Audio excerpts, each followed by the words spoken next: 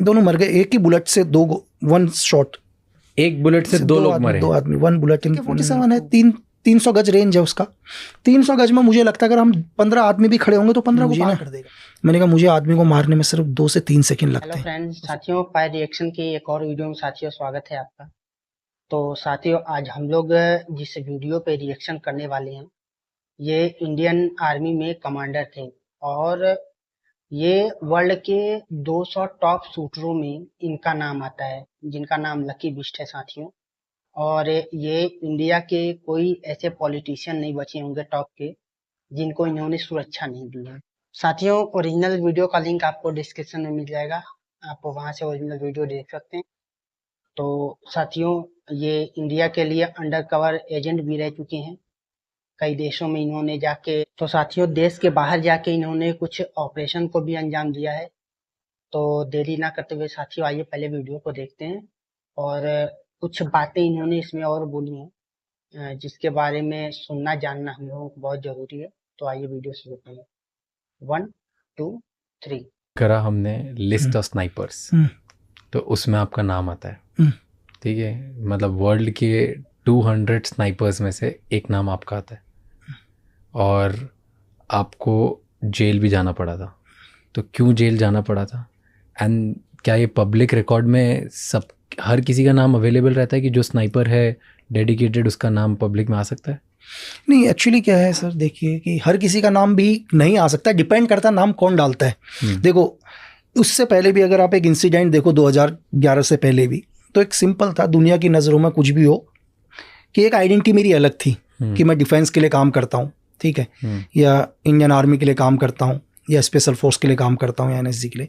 Then आने के बाद धीरे धीरे जब मुझे एक डबल मर्डर के केस में एक किलिंग होती है उत्तराखंड के अंदर, और उस किलिंग में अरेस्ट होता हूँ मैं, ठीक है। तो इसमें उस टाइम यूपीए की गवर्नमेंट थी और यूपीए की गवर्नमेंट डिसाइड करती है, वहाँ की पुलिस और दिल्ली पुलिस और यूपी से कुछ बुलाए हुए कि इस किलिंग के पीछे इसका हाथ है करके। तो कैसे, क्यों आपको ही क्यों पकड़ा? राजू पारगाई और अमित आर्या केस पर। ये दोनों कौन थे? एक्चुअली दोनों, अगर आप रिकॉर्ड देखो तो दोनों के हिसाब से एज ए गवर्नमेंट रिकॉर्ड में दोनों एक बड़े गैंगस्टर्स हैं। ये तो अच्छा किया, दोनों बड़े गैंगस्टर्स, और कई केसेस हैं उनके ऊपर। मर्डर्स केस तो आम बात है, ठीक है, लेकिन कुछ आर्म्स डीलिंग्स पर भी हाथ है इनका। ओके, तो इलीगली वेपन स्मगल करते थे। वेपन्स और मर्डर्स तो आम बात थी, मर्डर्स वगैरह तो बहुत हैं। और इससे जब इनकी किलिंग हुई तो इनके ऊपर ये दोनों मर गए, एक ही बुलेट से 1 शॉट, एक बुलेट से 2 लोग मरे, 2 आदमी, 1 bullet in 2 man kill sir. एक ही गोली से दोनों आदमी। ये कैसे हुआ? अब ये जो भी जिसने किल किया होगा उसी को पता होगा सर। तो इस केस पर मुझे एक ही गोली से दोनों आदमी मरे हैं सर, सिंगल बुलेट से। कैसे होता है, मतलब व्हाट इज पॉसिबल? एक ही कि जिसने भी मारा है, जिस शूटर्स ने भी मारा है इसको, जिस आदमी ने भी, उसने ऐसा एम लिया कि उसे दोबारा ना मारना पड़े 2 गोली।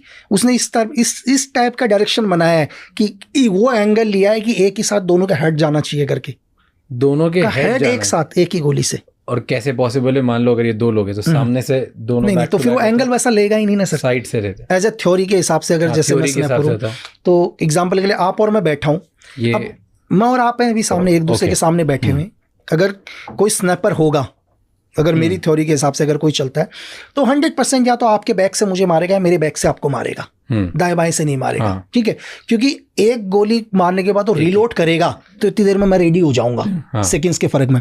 तो उसने जो भी एंगल बनाया है, या तो आपके 360 डिग्री बैक पर बनाया उसने, ठीक है, या मेरे 360 बैक पर बनाया, तो जो भी उसने पॉइंट रखा, उसने दोनों का हेड एक ही गोली से पॉइंट रखा है सर। तो उस हेड से फिर इस हेड से पार एक ही, तो ये एक की अगर आप तो पावरफुल स्नाइपर नहीं, गोली बहुत पावरफुल है सर। गोली के अंदर क्या होता है, मैं आपको डिपेंड करता है गोली का रेंज क्या है। हर गोली का अपना रेंज होता है दुनिया के, ठीक है। आप एक पिस्टल से फायर करते हैं तो पिस्टल का रेंज है 15 मीटर सर। 15 मीटर पर मेरी तरफ से आप 12 सर भी लेके आ जाओगे तो 12 सर भी उड़ा देगा, वो पार कर जाएगा। अच्छा। AK-47 है, 300 गज रेंज है उसका। 300 गज में मुझे लगता है अगर हम 15 आदमी भी खड़े होंगे तो 15 को पार कर देगा सर। बट एक ही शर्त होनी चाहिए कि गोली आपके बोन में टच नहीं होनी चाहिए सर, क्योंकि बोन बहुत मजबूत होता है। बोन को गोली नहीं पार कर पाती, एकदम से तोड़ देगी, पार नहीं कर पाएगी। एक बुलेट से 2 लोगों को मार दिया, 2 लोगों को, दोनों टॉप गैंगस्टर्स, दोनों टॉप। कई केसेस, तो फिर कभी केस प्रूफ नहीं हुआ सर। तो इसके चक्कर में आपको जेल में डाला? मुझे उठा इस केस के ऊपर क्या कि ये किलिंग भाई आपने नहीं, करी है? मैंने करी है किलिंग, ठीक है, लेकिन किलिंग के लिए भाई उस टाइम यूपीए गवर्नमेंट एक ही चीज थी कि यार भाई किलिंग का कोई मोटिव तो होना चाहिए। क्यों मारूंगा, चलो एक कोई मतलब नहीं, हम कहीं जानते ही नहीं, लेकिन मारेगा क्यों आदमी।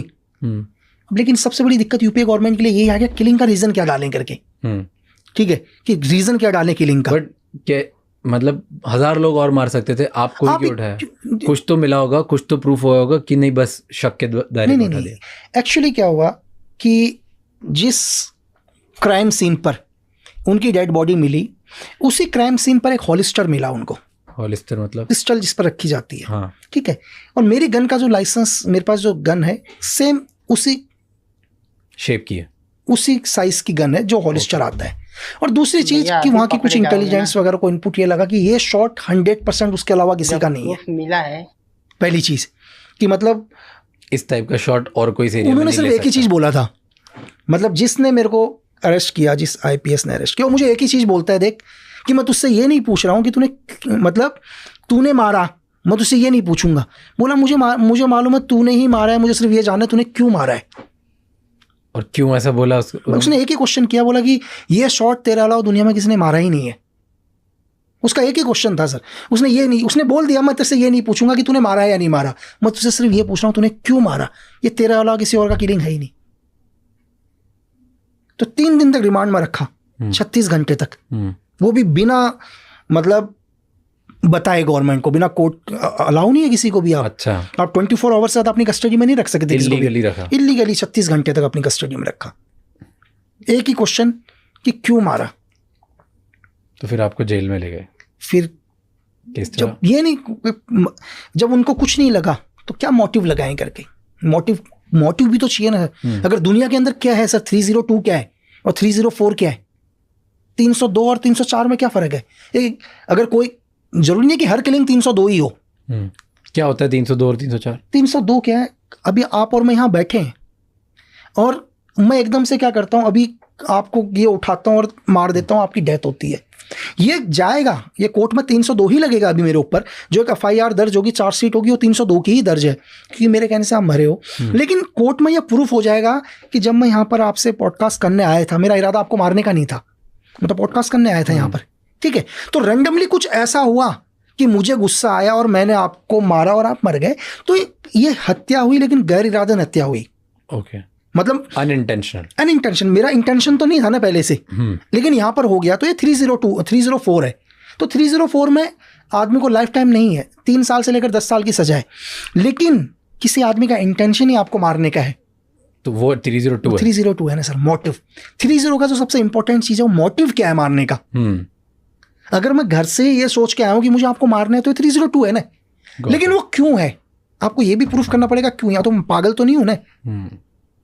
तो कोई ना कोई तो रीजन देना पड़ेगा ना। क्या मोटिव से आपको डाला अंदर? मोटिव था ही नहीं उनके पास कुछ भी, तो इसलिए छोड़ दिया। बस लास्ट में छोड़ने में भी 4 साल लग गए सर। तो 4 साल आप जेल में थे? 4 साल जेल में थे, लगा लो तारे और चांद नहीं देखे 4 साल में। और क्या किया आप अंदर जेल में गए? जेल में क्या करेगा आदमी, 6x6 के कमरे में। कैसा होता है, क्या होता है सीन? छोटा सा, जितना आप और मैं जो बैठे हुए हैं सेम इतना ही बड़ा कमरा है बस। हर इंसान को एक मिलता है? नहीं, एक नहीं मिलता। हर इंसान तो एक कमरे में 200 लोग रहते हैं। बस कुछ लोगों के लिए खासियत है कि उन्हें एक ही मिलता है, इनको इंसान भी मत दिखाओ, पैसा दो सब होगा। आपको वो मिला था? बिल्कुल भाई, यूपीए गवर्नमेंट ने बोला इसको आदमी के भी दर्शन मत कराओ और 11 जिले ट्रांसफर। एक करके बात करते हैं इस पे, एक डिटेल बहुत जरूरी है, ठीक है। तो आप जेल में गए? जेल में गए और इतना सा रूम में अकेले आप ही थे? 6x6 के कमरे। तो वहाँ पे काला था, मतलब वहाँ पे सनलाइट भी नहीं होती, ऐसा कुछ नहीं होता, कुछ भी नहीं, एक दरवाजा है बस लोहे का। तो ऐसे, और वही बहुत अंदर जाकर, बहुत अंदर, तो वहाँ सनलाइट भी अलाउड? कुछ सनलाइट, वो तो सनलाइट आपको सुबह 7 बजे खोलेंगे वो लोग, 7 बजे खोलने के बाद 2-3 घंटे आपको निकालेंगे, फिर दोबारा अंदर डाल देंगे, बस इतना ही है। तो बाकी लोग पूरे दिन बाहर रहते हैं? बाकी लोग तो बाहर रहते हैं, तो स्पेशल कुछ लोगों के लिए अंदर। तो आपको स्पेशली ऐसा डाला? 6x6 के कमरे में। ओके। वो भी और हरासमेंट करने के लिए कि नहीं और हरासमेंट करो। कैसे? क्योंकि कोई दोस्त है वो मिलने आने वाला है, एग्जाम्पल के लिए कि मुंबई में अंधेरी में रखा है और अंधेरी में आप ही आ गए मुझसे मिलने के लिए। अब आप भी मुझसे ना मिलने आओ तो इसको एक काम कर दो, इसको गुजरात भेज दो और दूर कर दो ताकि इससे मिलने वाला भी ना आ पाए कोई हफ्ते में, महीने में एक। और मेंटली टॉर्चर। तो कोई मिलने नहीं आ पाता था आपको? इतनी दूर कहाँ आएगा मिलने के लिए? कहाँ पे थे आप? अलग अलग 11 जेलें ट्रांसफ़र। 11 जेल। सबसे पहले घर के नज़दीक वाली जेल में नैनीताल जेल, फिर नैनीताल से हल्द्वानी जेल, हल्द्वानी से अल्मोड़ा जेल, अल्मोड़ा से पौड़ी जेल, पौड़ी से टिहरी जेल, टिहरी से फिर देहरादून जेल, फिर हरिद्वार से सर्कल कंटिन्यू घुमाते रहे। तो अब आपको जेल में डाला, तो जेल में और क्या होता है? जैसे एक तो आपको बंद रखते हैं, फुल टाइम वहीं पे रखते हैं और 4 साल वहीं रखा। और मेंटली टॉर्चर क्या होता है? मेंटली टॉर्चर एग्जांपल के लिए कि कोई मिलने वाला आया है, मिलने ही नहीं देंगे, सीधा बोल देंगे भाई, अब क्या बोलेंगे, आप ही आए मिलने के लिए फॉर एग्जांपल, यार चलो मिल लेते हैं यार, अपना दोस्त है, मेरे को बताएंगे नहीं, आपको बोलेंगे कि ठीक है वेट करो हम पूछ रहे हैं, आपका वो आधार कार्ड की फ़ोटो स्टेट ले जाएंगे, उसको वहीं होल्ड करके रखेंगे, वो बोलेंगे मिलना नहीं चाह रहा है, आप और गुस्सा कि यार मैं एक तो इतनी दूर से मिलने आया हूँ करके, है ना, अपना तो टाइम ख़राब करके आया हूँ ना, 2 घंटे 3 घंटे के रास्ते से मिलने आया हूँ, साला मिल नहीं रहा, अगली बार से मिलने भी नहीं आऊँगा, और मेरे को कभी बताएंगे नहीं आप मिलने आए थे करके। तो ऐसे बहुत लोग साथ, बहुत बिल्कुल। ठीक है, तो एक ये क्या, फिर जब जेल में अंदर जाते हो तो जेल में अंदर थ्रेट नहीं था? थ्रेट क्योंकि वहाँ पर भी तो बदतमीजी करते हैं लोग। नहीं बिल्कुल, थ्रेट जेल में होता है, जेल में है। जैसे हम लोगों ने मूवीज में देखा और सुना है, डिपेंड करता सामने वाला कौन है सर।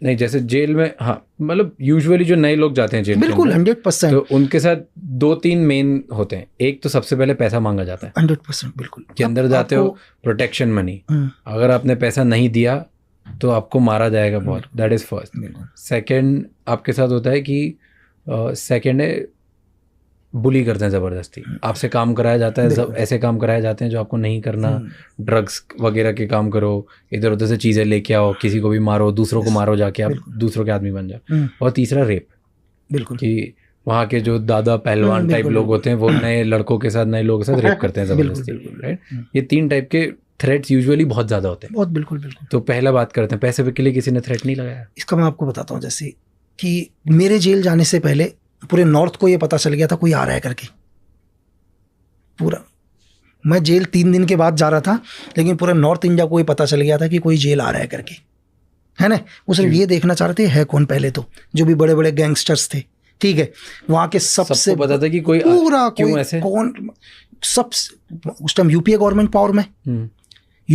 पावर में एक आदमी जिसने हत्याओं पर हत्याएं कर रखी हैं, दूसरा उसका स्टूटर दबा के हत्या कर रखी है, आर्म्स की उनकी पूरी डीलिंग चलती है नेपाल से, डायरेक्ट स्टेट के क्या कहते हैं बड़े मिनिस्टर से लेकर सेंटर के मिनिस्टरों का उनके हाथ, उनको किसी ने मार दिया सर, जो वो कैसा होगा मारने वाला, नहीं समझे वो, उसको देखने के लिए। दूसरा, पूरे न्यूज़ों के अंदर लोगों को पता ही नहीं है क्या है, हर न्यूज़ वाले अपना अलग बोल रहे, एक न्यूज़ वाला बोल रहा है तो ब्लैक कैट कमांडो है करके, दूसरा बोल रहा नहीं स्पेशल फोर्स का आदमी है, तीसरा बोल रहा नहीं कि क्या कहते हैं अपने अलके अडवाणी का सिक्योरिटी ऑफिसर है, चौथा बोल रहा सीक्रेट सर्विस में है। दुनिया को तो यही भ्रम है कौन करके, लेकिन आपका नाम हर जगह चल रहा है, हर जगह नाम, हर जगह, मतलब लोग सिर्फ देखने की बिश्त चल रहा था, लोग सिर्फ देखने के लिए तरस रहे थे कि है कौन करके, इतना कौन है करके, है ना। मतलब कि कोई अपनी जेल में रखने 11 जेलर क्यों ट्रांसफर, कि जेलर मार साहब इसको अपनी जेल नहीं रखूंगा करके, ये क्यों आया ये भी नहीं पता अभी तो। अच्छा, तो 3 दिन से माहौल बना हुआ था कि जेल सिर्फ लोग तरस, मतलब ये है कौन करके, जो बड़े बड़े गैंगस्टर हैं ये है कौन। दूसरी चीज, बड़े गैंगस्टर की साला कहीं अंदर तो कोई गेम नहीं होने वाला, पहली चीज, सब उसमें डर थे, उसमें कि भाई कोई और प्लान तो नहीं है सीक्रेट सर्विस का।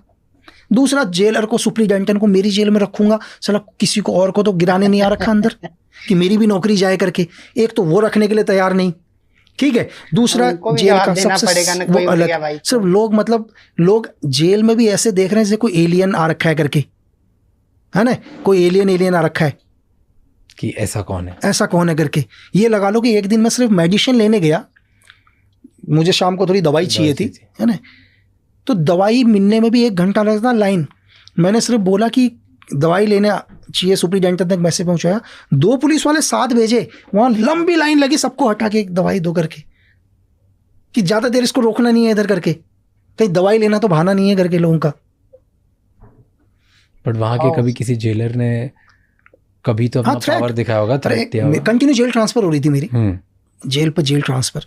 तो एक जेल में मैं पहुंचा तो सुबह एक हेड कांस्टेबल आया मेरे पास, बोला सुप्रीडेंटेंट सर बुला रहे हैं। मैंने कहा ठीक है, गया मैं, जाने के बाद बैठा हो, वो पावरफुल जेलर बोला कि लक्की, पढ़ते बोला देख मेरी जेल में बहुत डिसिप्लिन चाहिए होता है मेरे को। बोला ये सीक्रेट सर्विस नहीं है, स्पेशल फोर्स नहीं है, यहाँ मेरा कानून चलता है ना। क्योंकि उसने देख लिया था ऑलरेडी इसके 6 या 7 ट्रांसफ़र हो रखे हैं, तो कोई जेलर इसको रखने के लिए रेडी नहीं है, ठीक है। और एक्चुअली क्या होता है, कभी भी कोई जेलर कभी नहीं चाहता कि कोई गैंगस्टर, कोई क्रिमिनल, एनीवन कोई भी उसकी जेल से चला जाए, क्योंकि उसके ऊपर भी बात है ना यार कि आपकी जेल के अंदर आप 5,000 लोगों को रख रहे हो, एक आदमी को आप कंट्रोल नहीं कर पा रहे हो, तो उसका मतलब आप सक्षम नहीं हो कि एक आदमी को आप नहीं सही कर पा रहे हो करके। तो कोई नहीं चाहता कि उसकी जेल से कोई जाए। हर जेलर चाहता मेरी जेल में दुनिया का कोई भी आ जाए, मेरी जेल में रह ले, क्योंकि जाएगा तो उसकी दिक्कत है ना, उसको झेल नहीं पाया तो बड़े को क्या झेलेगा।